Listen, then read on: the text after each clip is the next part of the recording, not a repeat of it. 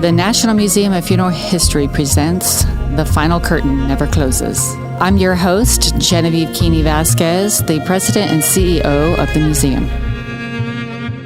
Today, I have brought a very special guest to talk about something that we both experienced recently, but I find through some of my work with others and stories that I hear and a past personal experience of my own again, that I realize that this is a topic I think is important to talk about. So yes, let me welcome my guest, my amazing husband, Frank Vazquez, to the studio. Hi. Welcome, babe. Thanks for having me. I know this is going to be a tough episode for us today. Yes, it will. But I think it's an important episode because of the talks that we've been having lately. And it's that hard conversation that nobody ever wants to talk about. But I think it's important we bring it to the forefront. And the topic is death. You know, how do you tell somebody that you're dying? You need to tell them. Because the way you found out, the way I found out, was devastating. Especially if it's a close friend and they're dear to your heart. Yeah, so we recently just suffered the loss of a very dear friend. And we both are feeling the ripple effect of finding out last minute and finding out in a way that almost we weren't supposed to find out, but then we look back on it and said, well, eventually we would have found out, and how unfair that would have been to us from robbing us the opportunity to say goodbye. I only had 3 days left to say goodbye, and now I can never call him. I can never meet him for a few beers. I can never ask him to come over for an afternoon get-together where I barbecue. He was one of my best men in my wedding, a groomsman. I can't call him anymore. I can't talk about flying because we were both pilots, instructor pilots.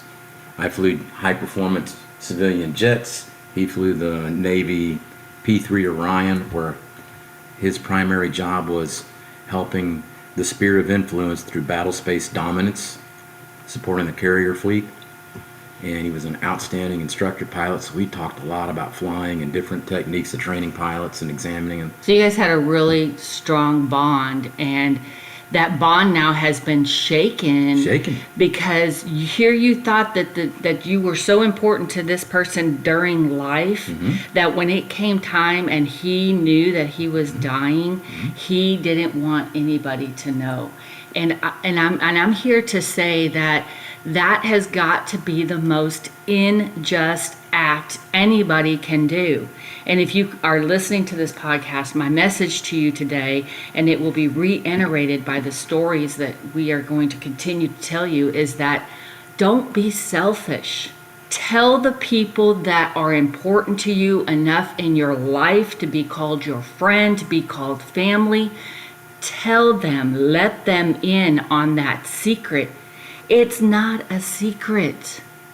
We all will die. There's no secret to that. So why do we hide it from the people we walk through life with? That's not fair. It's not. I mean, I've known him better than 10 years. We were both divorced at the same time. We had problems with kids at the same time. We had problems with the finances from being raided by the financial system in the divorce court. And we just were able to share shared experiences, talk each other through it. Again, reiterating my point, you were there for each other during life's hardest times. And here came another hard time. But this hard time was permanent. And he did not let you know. He was a groomsman in our wedding. Let me tell you, let me set the story for you and tell you how shocking this came to be for us. Last March 27th, 2022, he's standing in our wedding. And 2 days later, he finds out that he is diagnosed with cancer.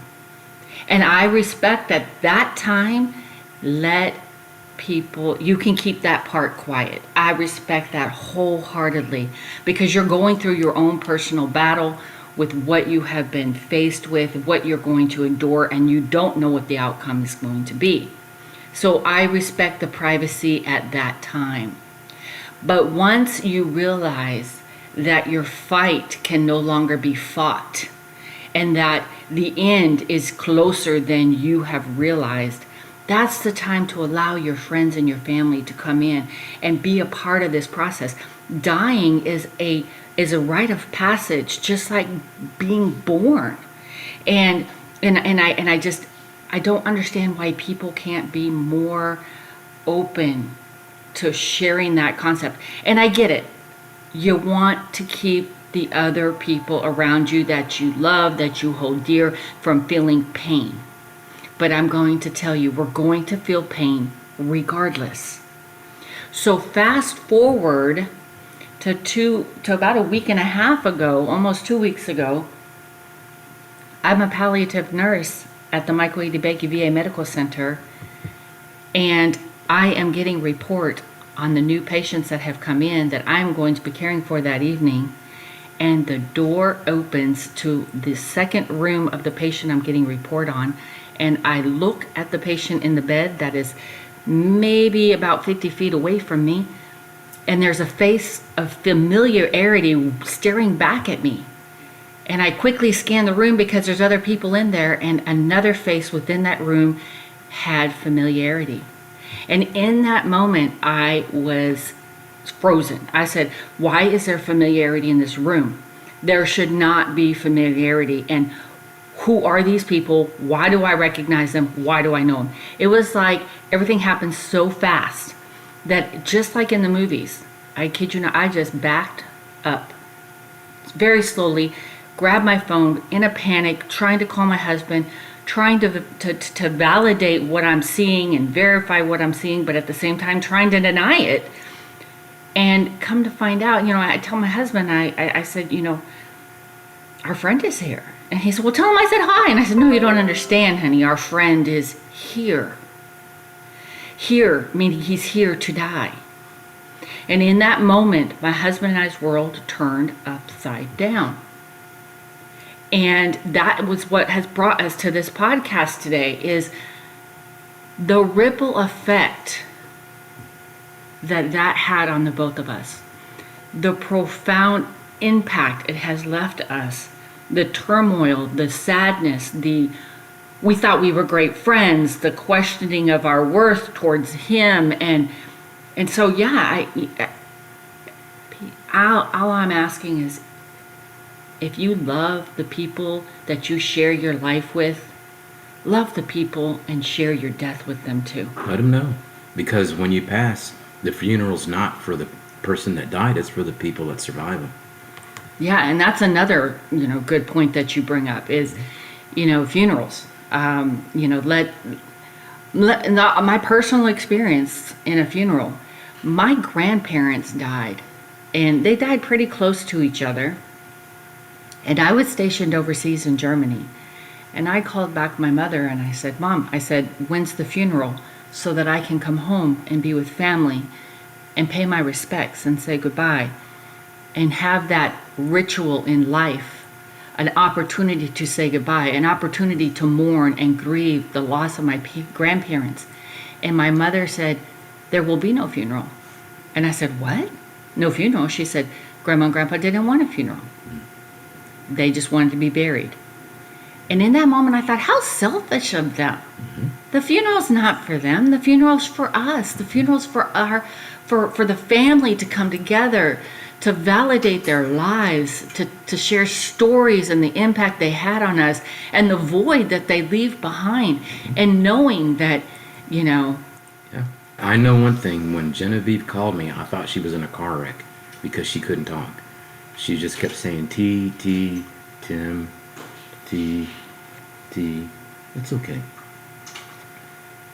We don't have last names. Mm-hmm. And I asked her, are you okay? Did you get in a car wreck?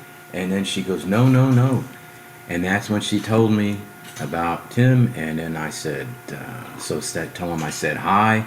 And that's when the bomb dropped. And she goes, no, he's a patient here. I could not believe that. And I go, patient in palliative? That's where you go to die. She goes, I know. And she had to hang up. So I didn't ask permission to come see him the next day. I went there. No, you didn't go the next day. Well, you Yes, went. next You day. came the very day I talked to you. I thought it was you the next day. No, you came the very straight day that I called you. You said, "Well, when That's I get right. off I work, was I'm at coming work. straight there." I was in the simulator training pilots when you called me. So that right there ruined my concentration on training the pilots properly. Luckily, it was a very advanced group of pilots. So I just set up the scenarios and muscled my way through them, trying to figure out what the hell I just heard on the phone, and realized right then and there, in an instant, everything can change in your life. Yes. In an instant, everything changed. This is a guy that I used to go running with, that I used to go cycling with, that I used to close down the bars on work nights, and then we go try to find after hours bars. This is a guy that we spent lots of time together having dinner parties with other friends.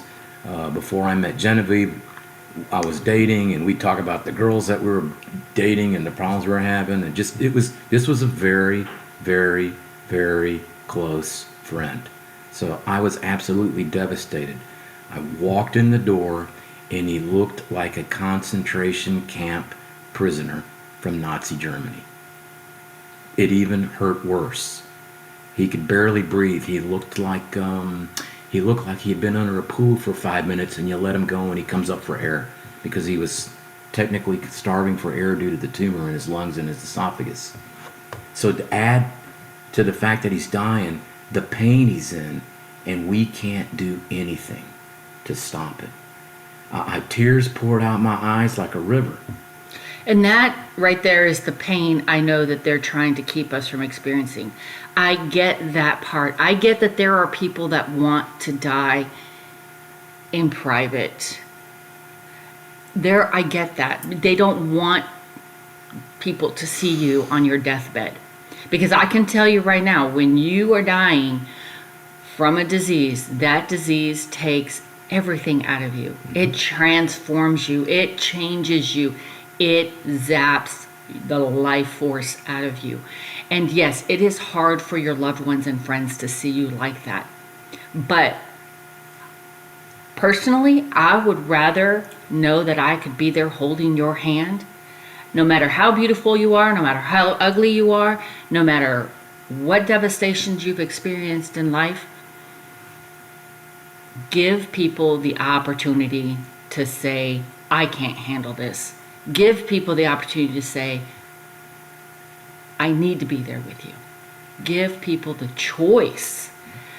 And give yourself permission to be loved, embraced, held. You held his hand and he held your hand for 2 hours. The second day I went to visit him, that was the day he was begging you for more anxiety medication and morphine, and you told him you couldn't do it, and you were on duty partially. You were there as I was a actually visitor. off that day, but you were trying hard not to work on my off day. But you were pretty much on duty at the same time. Yeah, but still, you're just... And every time he would start his blood gas would drop to 78, he held my hand even tighter, because he had a blood gas monitor on one of his fingers. O2 sat monitor. Okay. O2 sat monitor, okay. yeah. So, Yeah, but it's just- no, it's just, again, as you guys can hopefully feel in our voices and hear the frustration that, I sometimes I am grateful that the universe spun in a way that it aligned us, and there was a reason he became my patient. There was a reason I walked in that door, because we would have never known otherwise until we got the notice for the funeral. I don't know, looking back on things, which would have been more impactful. I think finding out there was a funeral rather than learning that he was dying would have been way more impactful, because then I think it would have put us even further down the tailspin of, we thought we were his great friends, and we start questioning our place in their lives. Oh, yeah. I can tell you right now, the second day I was there was the day he held my hand for 2 hours. And the first day I kissed him on the forehead. I think most people would have been scared to do that the way he looked, because he was hot and he was running a fever, and he was just a mess with rash and blood pooling from bad circulation. But the second day when I was holding his hand, I got up and I leaned into his ear, because he was Navy and I'm Marines. And I said, Marines don't leave wounded on the beach. I am not leaving you alone. You are not going to die alone. I am here with you. And he looked at me, and he was scared. And I could tell that that actually calmed him down a little bit. His breathing slowed down. I said, you won't die alone. I'm not going to let that happen. And I can tell you in your voice and in your heart that this story will stay with you, that moment will stay with you for a lifetime. And that's what's going to get you through these next few weeks as we attend his funeral, the next few days, the next few months. And eventually, the grief will lessen. But the whole point here is the impact that is created at the time one finds out that someone is dying. It's hard. Oh, it's beyond hard. I asked him if I could take care of his cat, and he says, well, the cat had passed away. So then I go, what about the dog? And he goes, she passed away too. And then he looked at me with these death worn over eyes and said, it's been a banner year, Frank. And I could just feel the pain in his soul and in his body. But at the same time, I don't think he felt the pain I had. I mean, like when he was telling me, sell my motorcycle for me, and I go, okay. He goes, I paid $5,000 for it. It needs a little bit of work because I haven't ridden it in 8 months. I've been sick. And I go, okay, well, how much you want for it? And then he paused, and he looked at me, and he goes, it really doesn't matter anymore. I mean, that just, the bottom fell out of my heart when he said that. Because it's not like he's taken the money with him. All he's taken is the things he's done in his life. He's not taken a single thing on this earth. But he's leaving a lot of pain. And a lot of people who love him behind. To happen. I mean, luckily his girlfriend knew the whole time, so she had the ability to adapt with it. We got hit like lightning in the middle of the night with not a single cloud in the sky. It was that devastating. So yeah, I find people denying the people they leave behind this opportunity to be a part of a very hard time in life. But if you look back on it, we do share hard times together. Mm-hmm. We are human, and we are innately reliant upon other people. We are innately, kind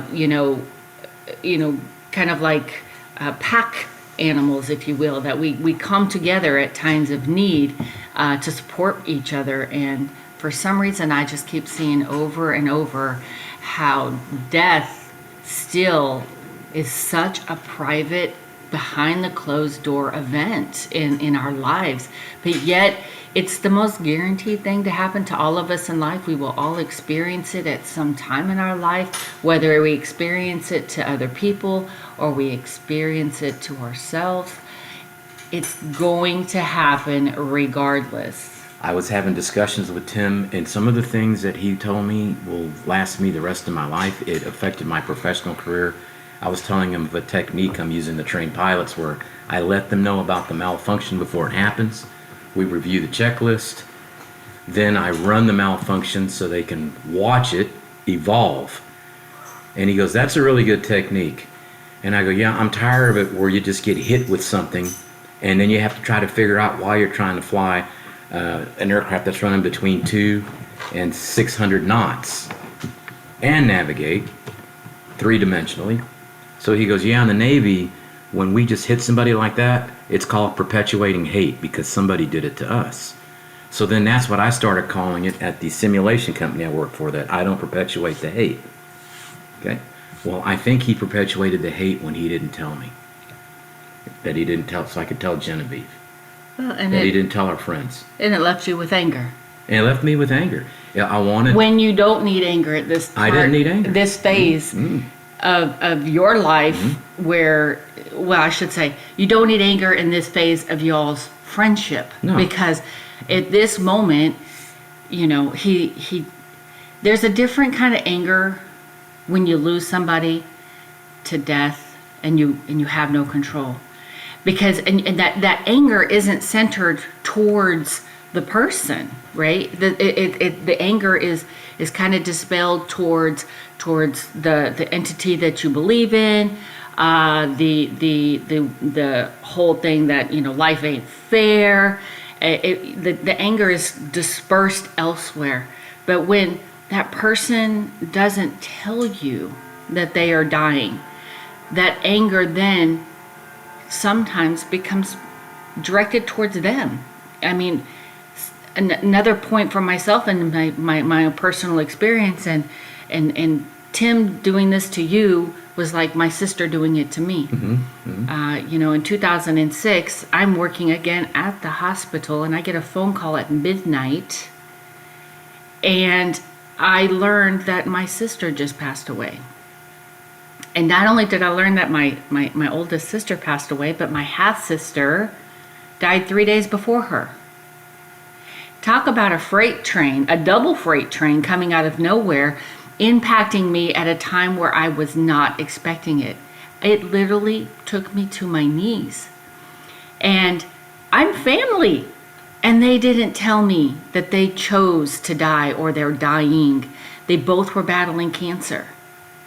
And it was during this time of their battle, they realized they could no longer defeat it. And they gave it a long run. My oldest sister gave it 7 years, and my younger sister, she had a full liver transplant.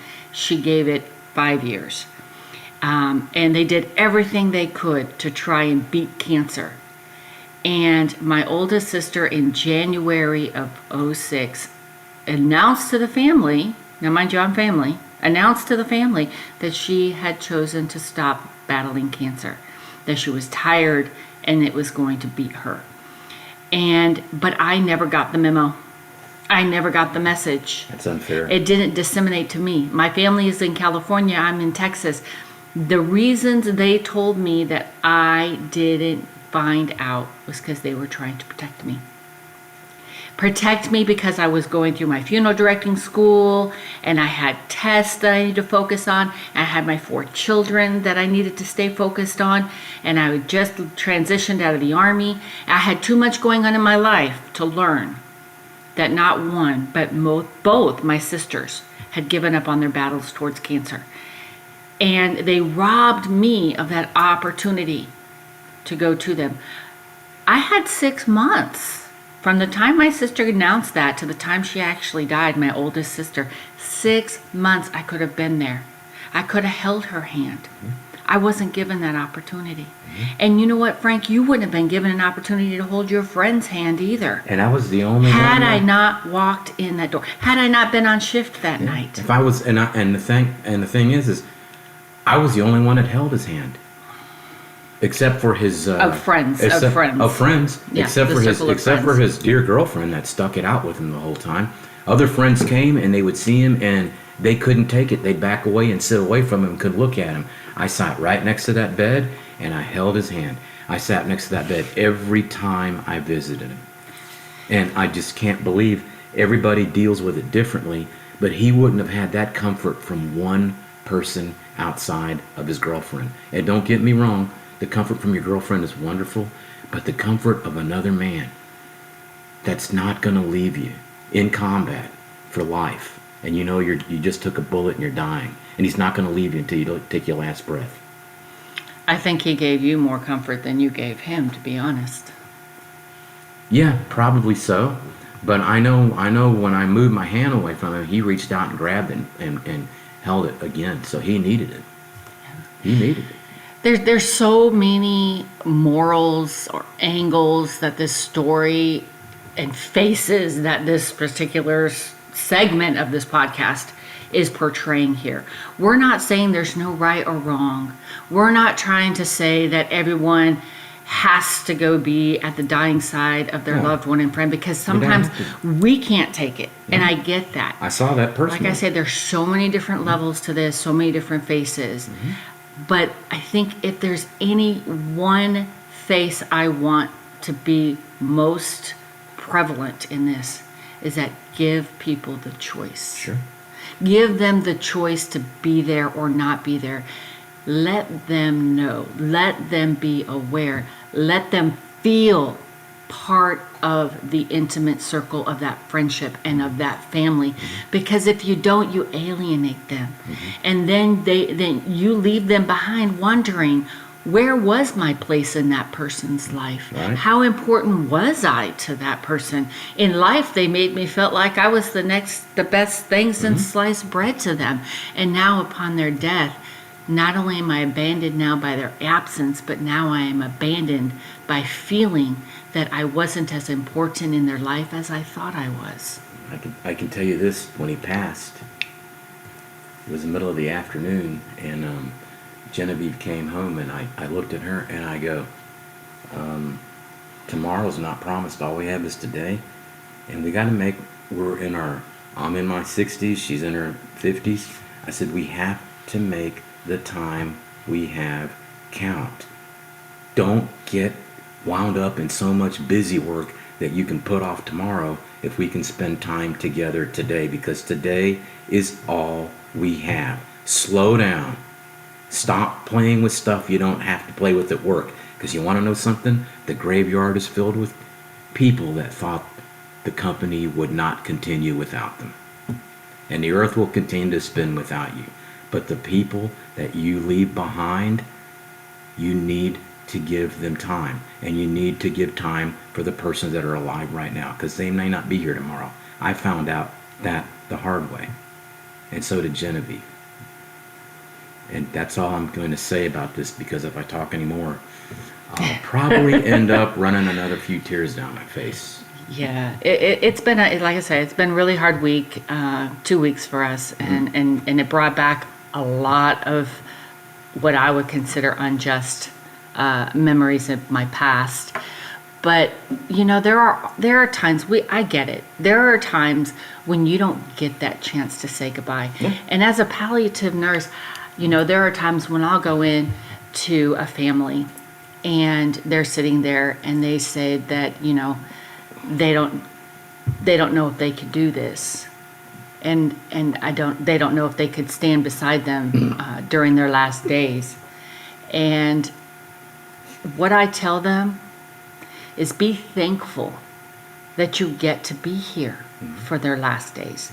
There are people out there that never get the opportunity to say goodbye, that never get the opportunity to say I love you again, never get the opportunity to hold a hand, because their death is an accident that is sudden, instantaneous, that nobody was prepared for. Somebody's on a vacation and they die at a tragic accident.